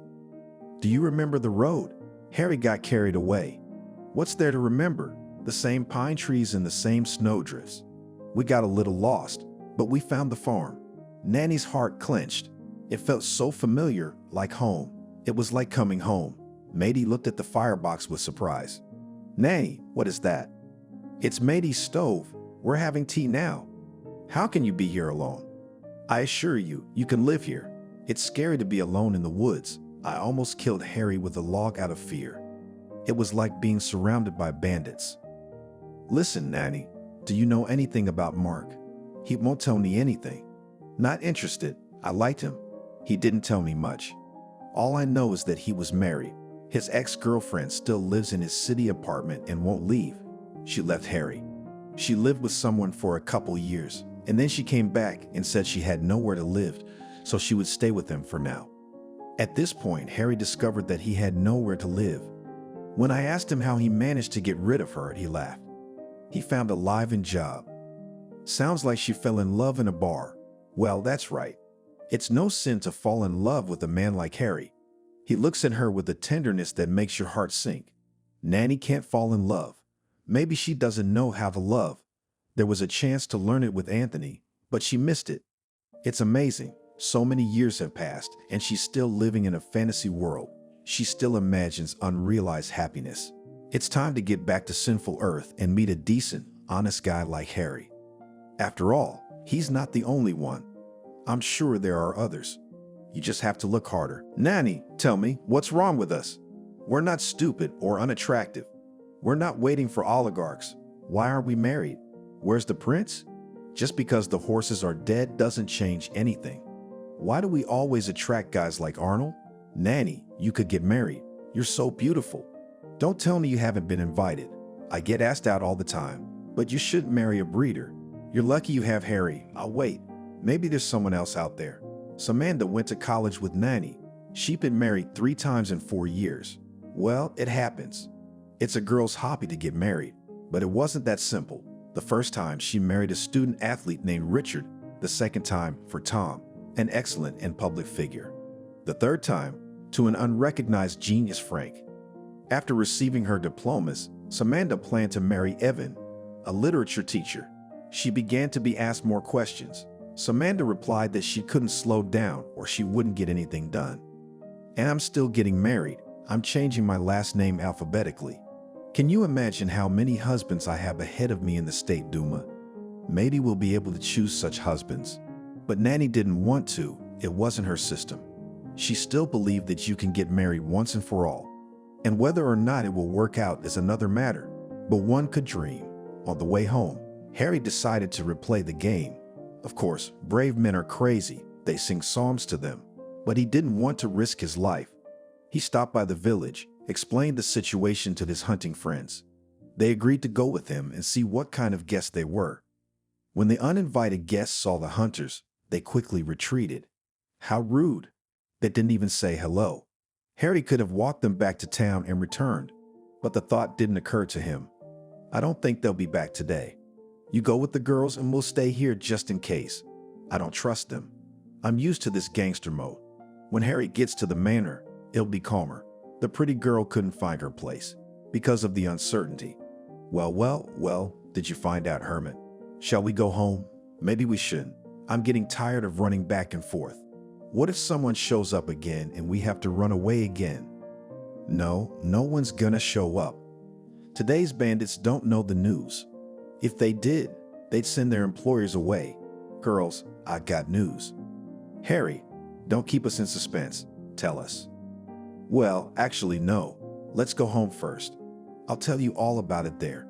You want a kebab and cognac? Then get your skis and let's go. More snow, skis, pine trees. Nanny hadn't skied in so long, and Maddie had never done it before. She could barely move her legs. Harry helped and encouraged her. Yes, he was ready to carry her in his arms. Nanny hoped that Harry would say there was no more danger and they could go home. She loved being at the manor. She would have loved to come here if she had been invited. But right now she really wanted to go home, back to normal life, where there was no fear, no bandits appearing out of nowhere, where you didn't suspect betrayal from people with whom you shared many experiences. It seemed to Nanny that everything that was happening to her was someone's stupid joke. Life doesn't turn an ordinary girl like her into a crime novel. We'll be there soon. Harry will explain everything. We'll laugh and forget it like a bad dream. Because that's not how life works. It's a prank. On the playground in front of the brazier, merry hunters were grilling kebabs over charcoal. The smell was so strong that Nanny decided she would be impolite. The house was set up with a table full of food, a classic winter picnic, a garage of sleeping kebab man, pickled mushrooms, pickled tomatoes. The greens that appeared out of nowhere, whether bread or Armenian flatbread, were incomprehensible. Did the hunters bake it themselves? And the last touch, a bottle of cognac. It was delicious. But if they would wander through the snowy forest until 12 o'clock, it would be even tastier. At first, they didn't think about anything. They just ate. Then they started looking at Harry. Well, where's your news? Everyone was waiting to see what Harry had found out. He just kept building up the tension. When he realized that their patience was wearing thin, and they were going to start pulling information out of him like a captured gorilla, he spoke. My source tells me that all your efforts, Nanny, to cover your tracks have been in vain. All that fuss with reports and unrecorded publicity was necessary to confirm their fraudulent scheme. Wait, I don't understand who needed this. Did the antitrust committee decide to catch them for providing false information? That's what they caught them for. They got rid of you and submitted false data. But the antitrust committee had nothing to do with it. Your TV channel has long been under the scrutiny of the regional prosecutor's office, and the new owner has initiated an investigation. What new owner? General Director Barbara and Commercial Director Tony decided they had created the perfect scheme to steal money. For years, a portion of the revenue from advertising and commercial programs went straight into their pockets. A little was given to the company lawyer. Someone had to cover for the head accountant to keep her from blabbing. It would have gone on like that, but the shareholders did the math and were shocked. For so many years, there is no profit from the TV channel. They don't ask for money, but there is no benefit. They decided not to look into the reasons and just sell the channel. However, they realized it too late. About 10 years ago, local TV channels were bought in various batches with pleasure. But now, who needs it? There was a man. He had several radio stations, but he really wanted television. He dreams of becoming a media magnate. Who's going to stop him? But before he bought it, he demanded a full financial audit. For 6 months, they watched the channel. It became clear how much money was being wasted, and also that if they borrowed less and paid dividends, their interest would not be caught. The prosecutor's office opened a case, and now your directors are under investigation. By the way, the attack on you is a separate case. It's a pure criminal offense, so you're free to come back. You have nothing more to worry about. I hope you're not running away now. The hunters scattered to the cottages, exhausted by everything they had experienced, and Maddie by the brandy. She fell asleep on the sofa by the fireplace, but Nanny couldn't sleep. Too many impressions. Harry couldn't sleep either. He could be heard walking up and down the stairs. Nanny went up the stairs, calling softly to Harry. "Are you awake? Let's go and have tea." It was dark outside. The house was warm and cozy. She quietly advised Maddie, and Harry drank salty tea and argued. "Nanny, you told me about the Gallatin trip and that wonderful boy Anthony. Did you try to find him?" "Why?" "Because it's been 10 years, and there was no love, just sympathy. He doesn't even remember me.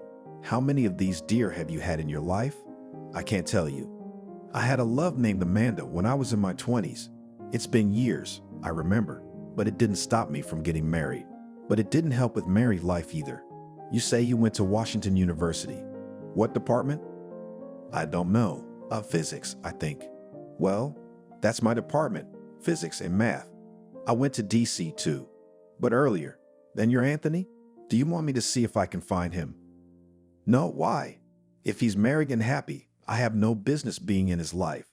If it turns out that his life didn't work out because he's an overconfident guy, he's an unemployed alcoholic with abandoned wives and kids, he has no business being in my life. I don't want to be disappointed. Let him remain a romantic memory, an ideal to compare all the men I meet in my life to. Even though they don't, it's hard to compete with an ideal." In the morning, they got ready to leave. Harry couldn't think of what to say to make Maddie stay, agonizing over the thought. Nanny intervened.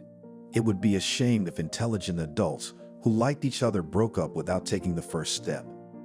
"Maddie, you're on vacation. Why would you leave?" "I'd stay too, but I have to go to work. It must be chaos over there right now." "Yeah, my dad's freaking out over there. So now our adventure is over. And call your dad. Tell him to stay a couple more days." "Harry, why would you say something?" Harry was silent. There was amazement in his eyes for so easily suggesting that she stay. "No, I'm going to go now. I'll just get my bag." Maddie ran up the stairs.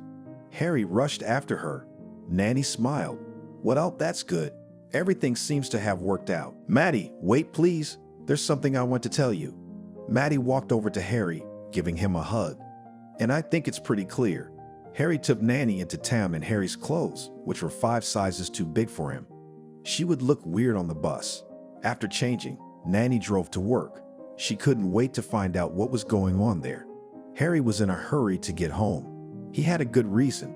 The bar was waiting for him. The company office was in complete chaos.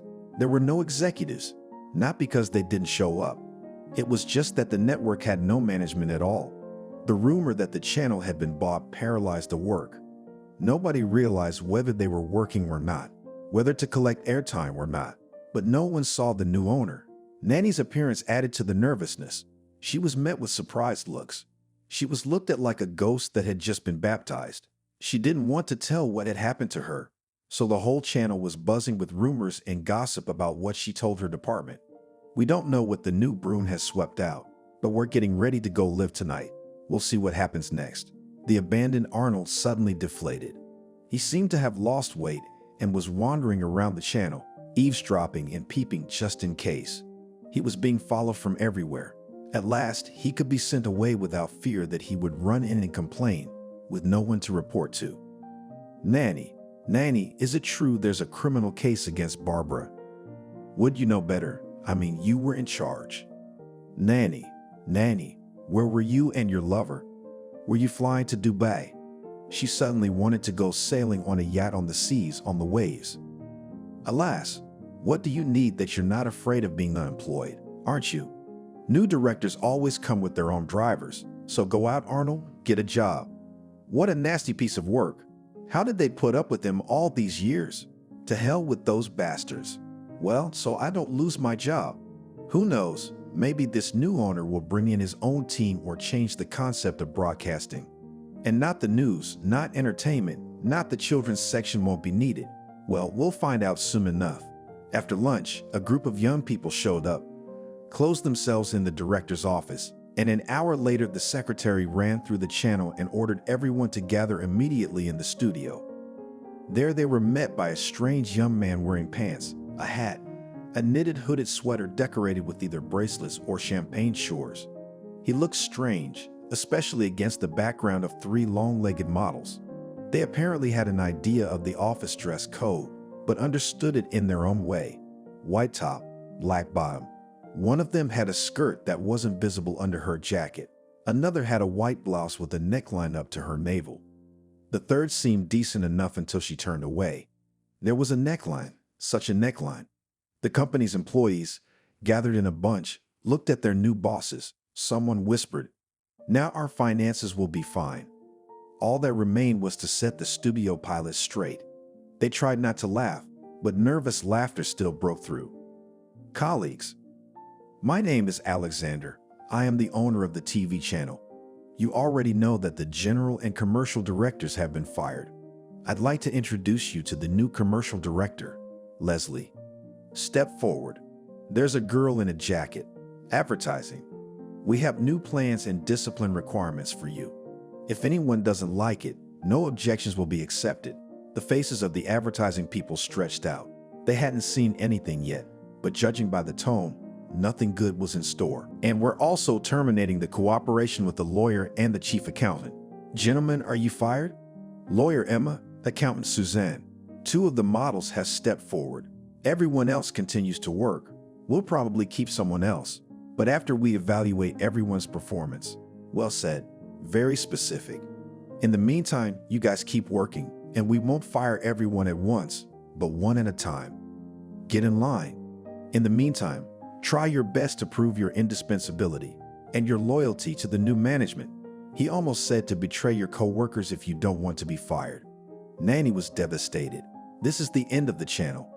This parrot with delusions of grandeur will ruin the company in 6 months, if not sooner. You have to live with television or it won't work. The previous ones knew what television was. This one came to show off. He'll never make it. He wasted his money buying the channel. Daddy's money, as it turned out. What do we do now? Pack up and leave? Nanny couldn't imagine herself without television. She decided to wait and see how this show of destruction would end.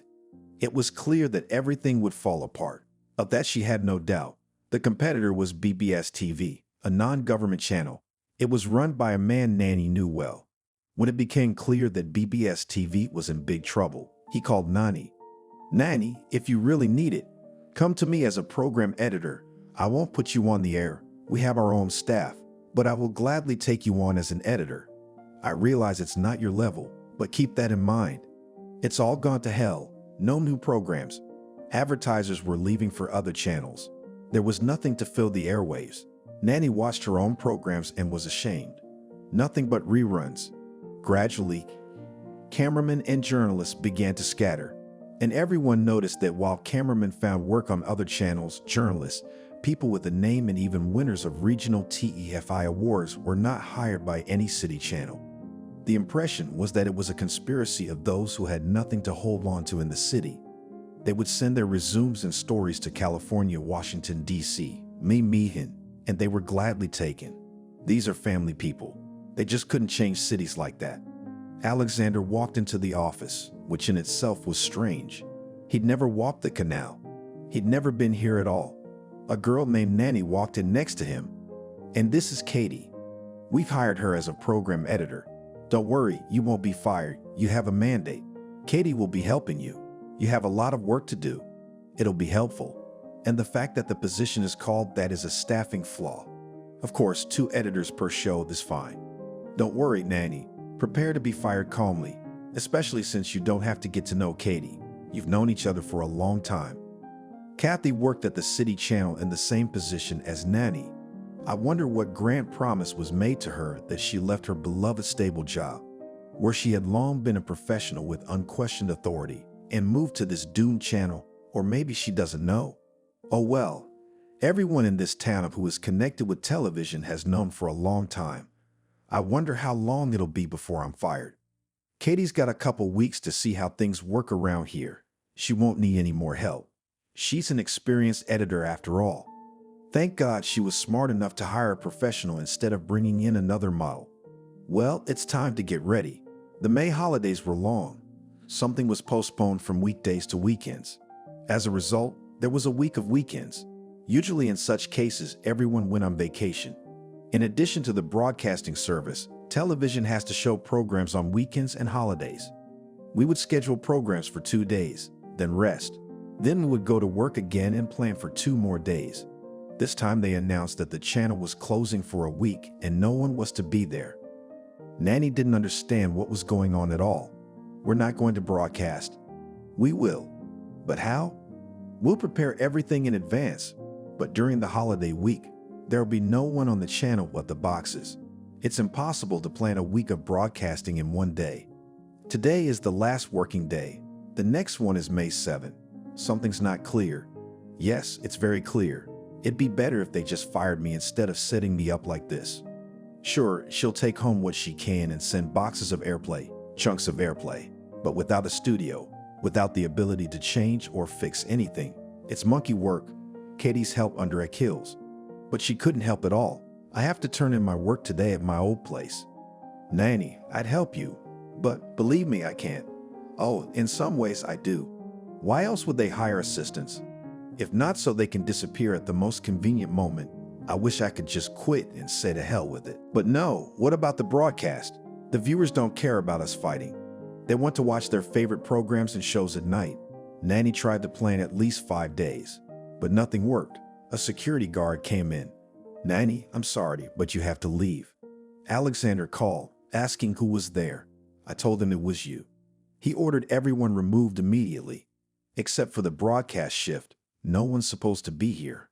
I'm sorry. Yes, that's all right. I'll take the broadcast sheets and leave. The nightly broadcast was in the studio. I've been kicked out of here for a week. I'll be sending in my shift programs from home for editing. You understand, there won't be any specifics. Just have them call me anytime. I don't think that's gonna help. Take care of yourselves. I hope they're setting me up. They won't hurt you. It was a terrible weekend. Nanny saw what was happening on the broadcast. It was a nightmare, a nightmare, a nightmare, a horror, a horror. There was nothing she could fix. It's a good thing that viewers don't care that commercials and commercial programs don't air on time, and not all of them. They only care that the show is on. Nanny realized this was a disaster and foresaw the consequences. Angry advertisers demanding refunds. And Nanny was the scapegoat. After the holidays, she was called on the carpet. They sat there all important, and Kathy was one of them.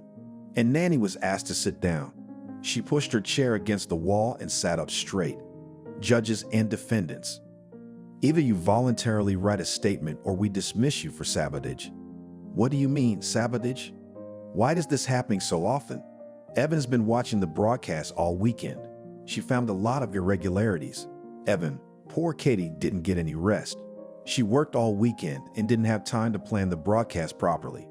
Of course, that wasn't the goal. The goal was to get Nanny fired.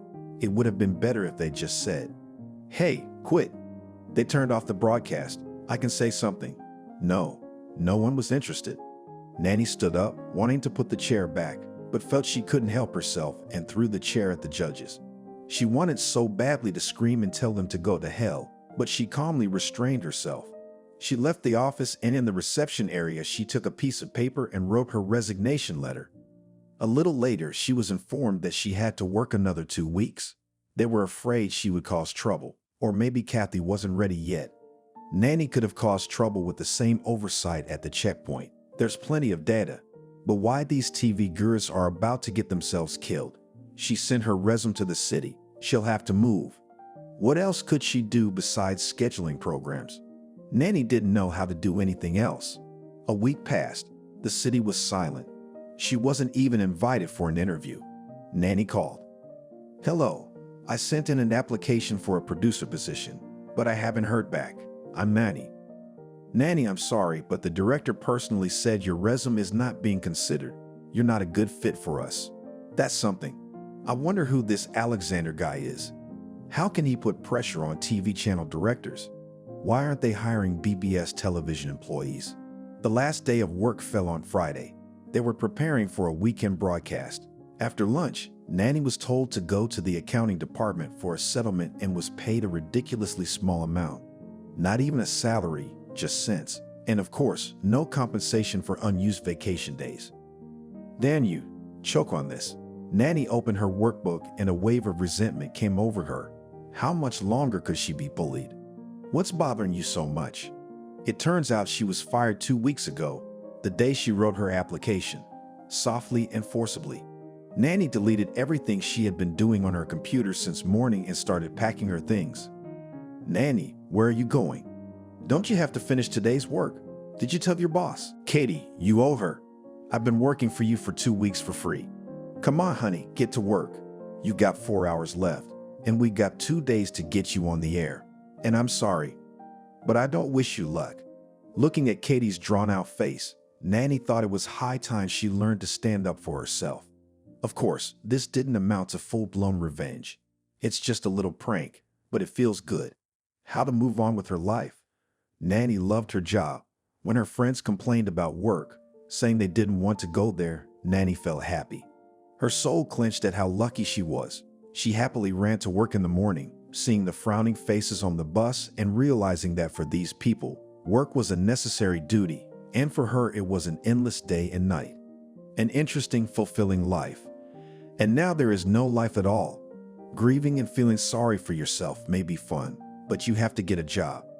What can you do, Nanny? Nothing. She has a pedagogical degree, but she's never been a teacher. She even forgot what she knew. No one would take her to school. She didn't want to. She'd chosen the wrong profession. She didn't know how to handle children. She was just afraid, especially when there were more than 2. She should be looking for an editing job. Television is out of the question. That leaves only newspapers, although there aren't many of those now, except for the small circulation departmental ones.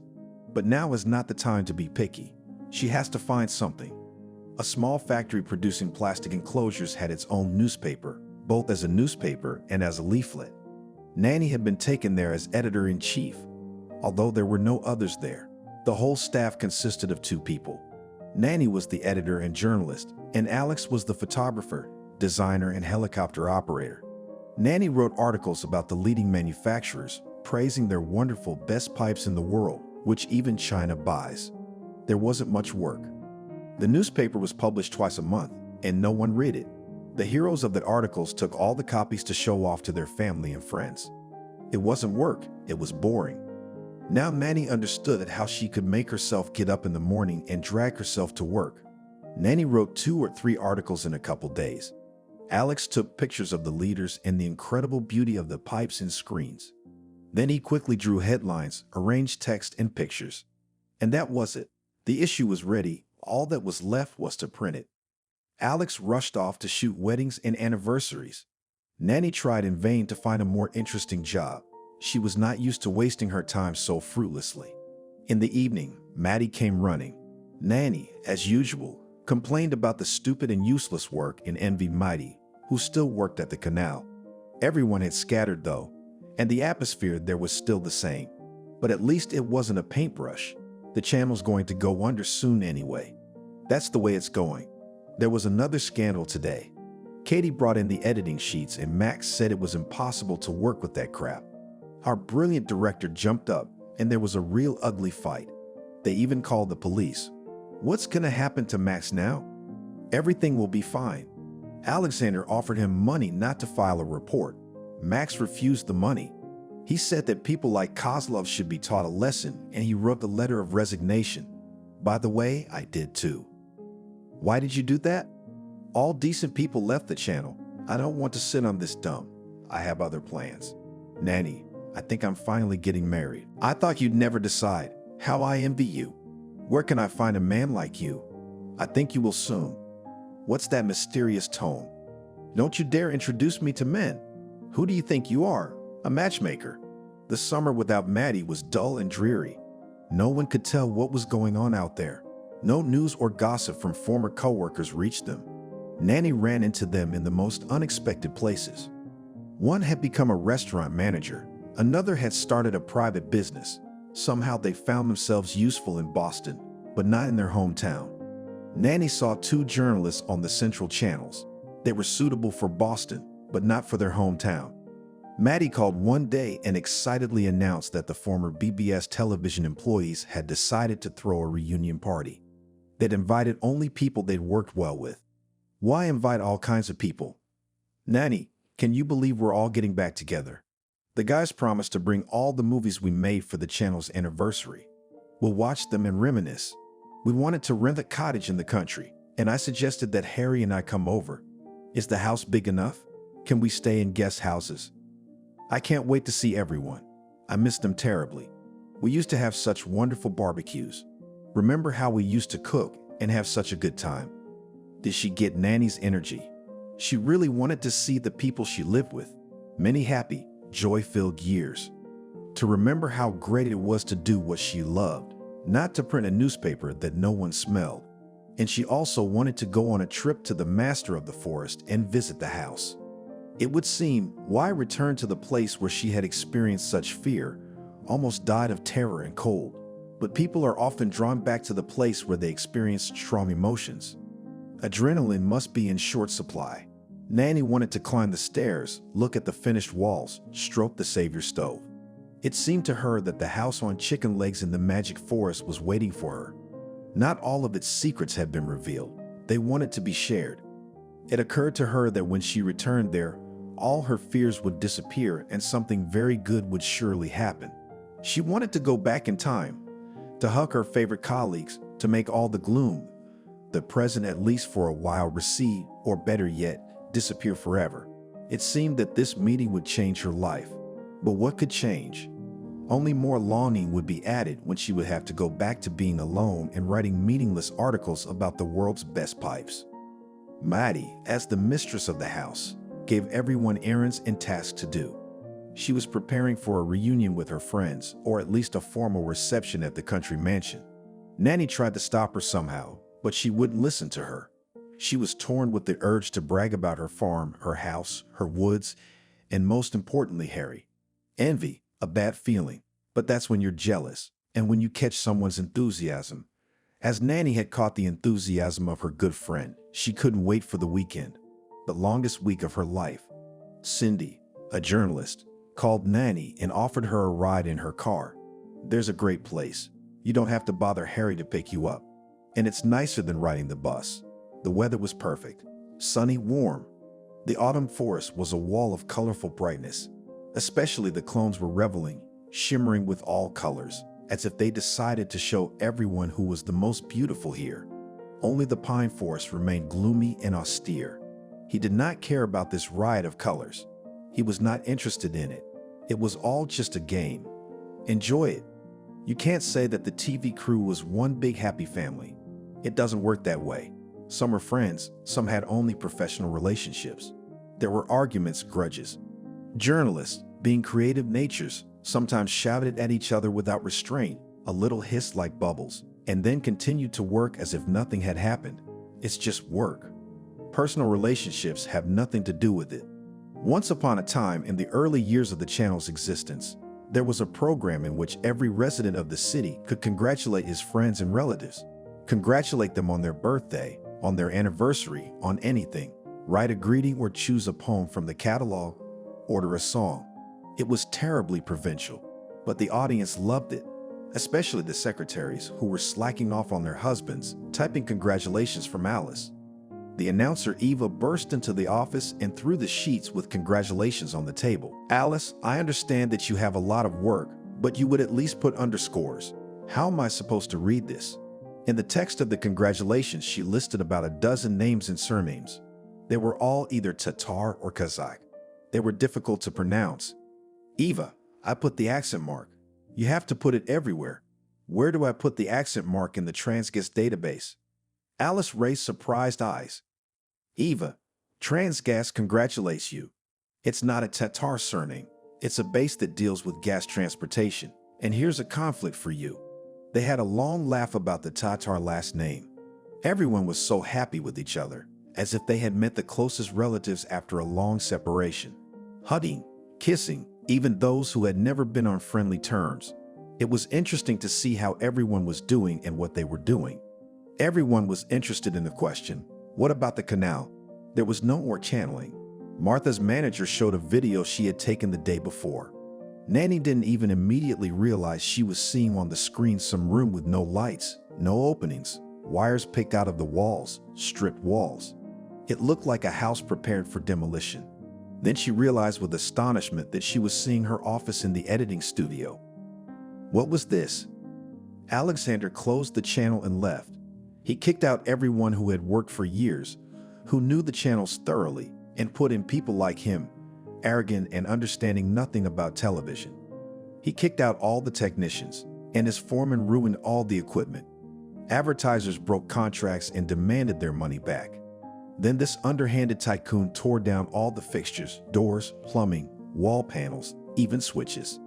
He walked away with wires, toilets, and $6 million in debt.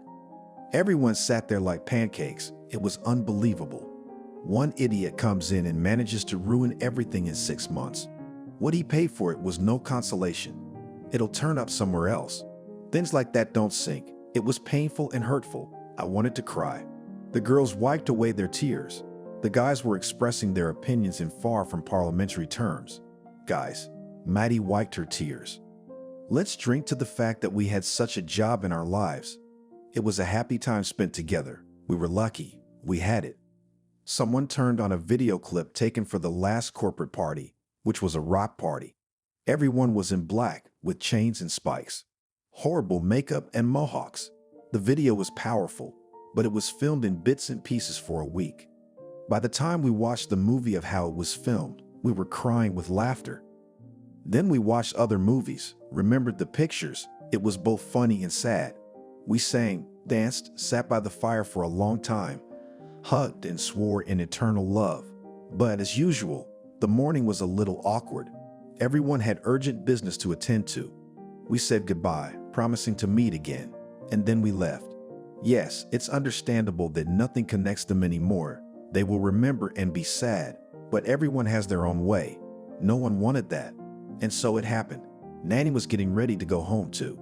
She wanted to go into the woods, but it was inconvenient to bother Maddie and Harry, with so many guests singing and crying. One should take a long and thoughtful rest, but Maddie didn't agree. You're not going anywhere. I missed you so much. We haven't even had a chance to talk. Let's go mushroom picking, walk in the woods, talk. Yeah, I can't tell the difference between a penny donut and a porcini mushroom. You're just blaming yourself. Every dog recognizes a bun. What if you pick something gross? Then I'll send you away. Nanny, well, do what you want. You want to go out so much. Why do you always forbid yourself everything? Are you afraid of making Harry and me uncomfortable? Stop it. I really want you to stay. Harry and I miss you. It's fun to have a lot of guests, but I want to spend the evening with you, drinking and talking.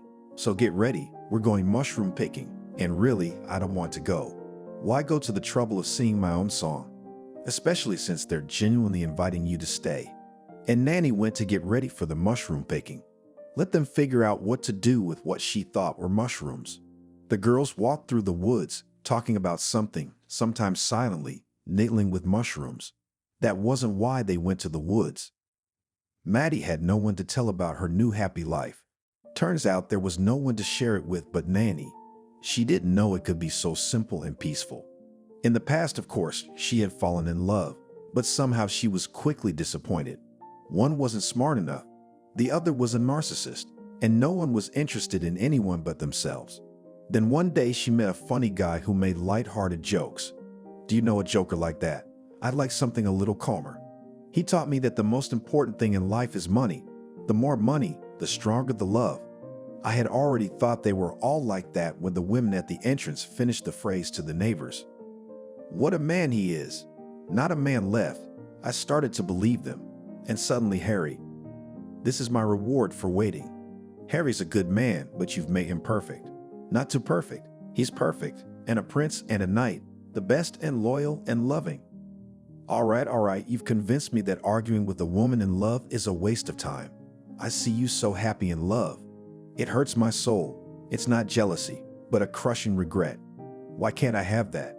But on the other hand, you did it. Then there's hope that I'll do it too. You will. All right, I'll look for mushrooms. You go to the picking. You wanted to. So we'll go together. But I'm not nostalgic about the mushroom, Daddy. No, I'm wandering around. Nanny walked towards the gathering. The ground was strewn with needles and cones. The golden colors of autumn remained at the edge of the forest, and the woods were dark and damp. She thought about how much her life had changed in the last few months. Here was her little house, in winter almost buried under the snow, and now it really looked like the dwelling of Baba Yaga or the summoner. Dark, gloomy, standing on stilts, as if on chicken legs. Nanny stood there, feeling uneasy in her soul, as if this was not a disaster, but something important, or maybe not a premonition, but just a memory of an experience. The stairs, which had been an insurmountable obstacle in the winter, now came in handy. Nanny got up, opened the door, and immediately saw that someone was standing by the table. Strange, Harry hadn't said there were hunters here. Too bad. I wanted to be alone. I'll have to go. Hello, I'll be right out of your way. I won't disturb you. Just don't leave right away. I've been waiting for you for an hour. A man turned around, and I thought it was Anthony. No, it wasn't. It's really him. How could it be any other way? It's not surprising. It's been 10 years, but it's definitely him. Nanny looked at him with widened eyes. Yes, she'd had a dream. The roof had come off. Anthony couldn't be here, and he's standing here smiling. Nanny walked over and stroked his arm, and Anthony put his arm around her and held her tightly against him. The roof didn't fail. He's alive and real. Anthony left home then and never came back to Washington. It turned out that his father had been seriously ill for a long time. Anthony was told nothing. Let him study in peace. But now it was impossible to hide. It was obvious. His father could not be released from the hospital. He couldn't be disconnected from the machines. Mom went to the hospital after work and spent all nights at the bedside of her beloved Anthony. She offered to take turns. Persuaded her to get some rest. She refused. She was afraid her husband would leave when she wasn't there. And that can't happen. He must know that his wife is there for him. Then he won't be so afraid. Anthony transferred to the University of Nevada as a part-time student. He couldn't leave his mom alone at night. Anthony couldn't sleep. Mom was in the hospital and he was restless. He got up, tried to read, and lay down again, but he couldn't fall asleep. He heard a key turn in the door and went out into the hallway. Standing in the doorway was his mother. She had left the house in her coat and shoes, but now she stood in slippers, a gown, and a hospital gown thrown over her shoulders. "Anthony, Daddy's gone," she whispered and started sliding down the wall. Fainted. Anthony carried Mom to the couch, ran for Snuffles, but she woke up on her own. "Mommy, where were your things when you got home?" He looked at the clock. 3 o'clock. The ambulance was late. "I couldn't sit alone until morning. I'll get my stuff tomorrow." Anthony stayed home, studying, working, and trying to find Nanny. Sabrina knew exactly where Nanny lived, but all of Anthony's letters went unanswered. Who else could he turn to? He didn't know. He was working, considered a very promising scientist, but his personal life was a complete failure. Mom didn't hint anymore. She bluntly told him that it was time for such a big boy to get married. He replied that when he met someone like Nani, he would get married. "Who's Nanny? I'd like to see her. And if you don't, Mom, give me a little more time. I swear I'll get married in a couple of years. Don't make a monster out of me. I want you to be happy. And it looks like you won't be without your nanny." A couple months ago, a former classmate who now teaches at Washington University called. Our dean's office got a call from an older man, Harry. He used to be a student here. I don't remember him. He's older than us. He's looking for Anthony, a former physics and math student who got into tourism about 10 years ago. And I was thinking, maybe it's you. Why? I didn't tell him. I'll send you his phone number and you can find out for yourself if he's looking for you and why. It's strange that Anthony doesn't remember any Harry, but if someone is looking for him, there must be something important to say. Though Anthony couldn't even begin to guess why this Harry would want him. Most likely, he needs a very different Anthony. When a complete stranger asked if he knew a girl named Nanny, Anthony didn't immediately realize what he was being asked. "Nanny who? My nanny? Well, I don't know if she's yours or not, but I have an acquaintance named Nanny who recently told a heartbreaking story of their college years. There was some Anthony she remembered all those years ago, but was afraid he was either happily married or an alcoholic. Yeah, I'm neither married nor an alcoholic. So this must be your nanny. I hope so. I'm sending you a picture right now. If that's her, we have a lot to talk about." Anthony looked at Nanny's picture and couldn't believe it was real. God bless this stranger Harry, who for some reason not only listened to Nanny's story, but decided to find Anthony. He had no way of knowing where the search would lead. Maybe Anthony wouldn't remember any Nanny, or maybe he would, but there was no place for her in his present life. "Mom, you wanted to see Nanny? Look, there she is. That's why you've been suffering all these years. I thought it was something else. There's a girl, just a girl." "No, not a girl, a dream. And it looks like it's coming true." Anthony would go straight to work, but he's on vacation in 2 months. How is that possible? A 10-year dream of meeting someone. And now that Nanny had been found, waiting another 2 months seemed an unbearably long time. When Harry realized that this was the right Anthony, he forbade Maddie to say anything to Nanny. Who knows this Anthony? He seemed genuinely pleased, but then thought it best not to disrupt his settled life and come over. What would happen to Nanny then?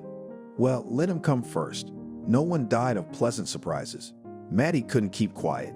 She felt the urge to share with Nanny, but at Harry's request, she held back as best she could. If Anthony didn't come, Nanny wouldn't know anything, and she wouldn't be disappointed. She would continue to remember him fondly. Maddie had faith that Anthony would come, though. When Anthony announced the date of his departure, Harry explained that they had to go to the farm the day before, as there would be a fabulous party of former co-workers, and Nanny had to be persuaded by any means necessary to stay with Maddie. It succeeded brilliantly. An hour before Anthony arrived, Harry sent the girls off to pick mushrooms, warned Maddie that Nanny should go to the farm alone. "Don't go with her. Anthony would be waiting for her there. Any surprise must be carried through to the end."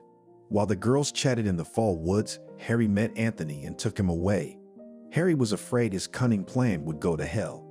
If for some reason Nanny decided not to come here, what a shame it would be if these two idiots in love, who had wasted 10 years, never met again. But if they do, it won't be here, of course, but at the farm. But they want romance. When he saw Nanny walking toward the house among the pine trees, he patted Anthony's shoulder approvingly, saying, "Go ahead, do it." He quickly slipped down the stairs and disappeared into the woods. He is the master here. Every tree would hide him. Harry saw Nanny stand outside the house, climb the stairs, and go inside. Well, he had done all he could. The rest was up to them. In the hut, Nanny and Anthony looked at each other and were silent. What was there to say? It seemed to each of them that their dream had come true. But you can't say it out loud. What if it's only your dream? The other person doesn't care. Anthony would have said it a long time ago. He didn't have the strength to keep quiet anymore, but he was afraid because he'd already said it once. It turned into 10 years of longing. Nanny kept silent because she felt guilty about this long separation, about their mutual homelessness. If Anthony was doing well, he wouldn't have rushed into that hut. Now that he's rushed in, it's not all smooth sailing. Whose fault is that? That's right, Nanny. Who's gonna forgive that? You've ruined your business. Anthony doesn't have to understand and forgive everything. You can't stay silent all the time. No matter how silent and reserved you are, you have to talk. They've been silent for 10 years. Now it's time to talk. Nanny, I've come for you. Anthony decided that he should start with the main thing and then see how it went. I know there's nothing keeping you in this town. Come with me. Well, I can't do it right away. 10 years ago, you couldn't do it right away. It's been 10 years and you still can't do it right away. How long does it take for your rightness to disappear? Tell me, did you like me then? I liked you. Why did you refuse? Why didn't you come with me? I was scared. Everything happened too fast. My parents always taught me to get to know someone better. You can't just marry on a whim. Look at us. We may not have been in love, but we lived a decent life. Of course, I didn't want to be like them. Give me an unearthly love. But I didn't realize that you were my ethereal love. It all happened too fast. And when you invited me, I, a mommy's girl, was afraid of change, afraid to leave my parents, scared. And I didn't think then that I'd regret it all these years. Big things seemed possible at a distance. The distance turned out to be very great. If my life didn't work out, so be it. Forgive me. I'm sorry to you. That's right. That's what they told me. A beautiful girl with a strange habit of taking on the sins of the world. That's why I fell in love with you back then. You were so close, and you're certainly not guilty of anything in front of me. If you refuse now, that's understandable too. He flew here after 10 years, and I'm sure he was expected. Our dialogue has reached an impasse. The cuckoo praises the rooster for praising the cuckoo. That's us. Let's go around the house. I have a feeling everyone's already figured it out, waiting for us. And they're all tongue-tied about it. Let's go. Otherwise, they'll be waiting. Yes, they'll be rushing around here, checking if everyone's alive. 5 kilometers across the soggy field is not conducive to frankness. They walked, kicked cones, and talked about living without each other. Anthony talked more about how bad it was without love and affection. Nanny started talking about work, realizing that no one was interested in work. Much less her feelings, she couldn't talk about them. Maddie paced outside the wicket. Why aren't they coming? Had something happened? Harry tried to reassure her at first. Then he gave up. Do you want to jump? What could happen? Worst case scenario. It would turn out that teenage love should be left in the past, not clung to in adulthood. Turns out they don't need each other. They'll talk and go their separate ways. Poor guy. He's come this far. On the other hand, it's better to fly once than to dream all your life.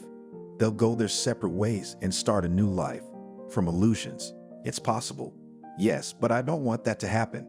Harry listened to Nanny talking to Anthony. He thought they both sounded sincere. Yes, a person could change beyond recognition in 10 years. But Harry felt that these two hadn't changed. One didn't believe in feelings, the other didn't know how to insist. The same thing couldn't be allowed to happen again. Harry would do anything to bring these two closer together. It turns out that helping people become happy is a very exciting activity that excites and boosts self-esteem. Nanny and Anthony walked out with impenetrable faces. It's unclear if they're in love or what to talk to them about their bright future or the nice weather. Well, at least a hint of how things are going. No, they are silent. Harry was chopping wood for the bath. Anthony sat staring into the void. Physicists are strange people, but this one seemed normal. Hey, scientist, get the wood, bring it to the bathhouse. Harry may have liked me, but he didn't like this one very much. He was very noisy. She's been dreaming about you for 10 years? Harry got very angry. Are you physicists such idiots? You don't understand anything about life. Aren't you afraid of dying in your experiments? A declaration of love is out of the question. It's scary. What should I do now? Accept the offer. If you don't, you'll never know. But how he found his dream after 10 years, realized that he is not indifferent and stuck, not knowing what to do next. A smart, decent, successful man in life. Afraid to propose to the woman he loves, although he's understandable. He's been living with this dream for 10 years. And if Nanny says no, there won't be a dream left. Harry and Anthony carried wood to the bathhouse. and Nanny sat on the veranda and watched them. Damn handsome guys.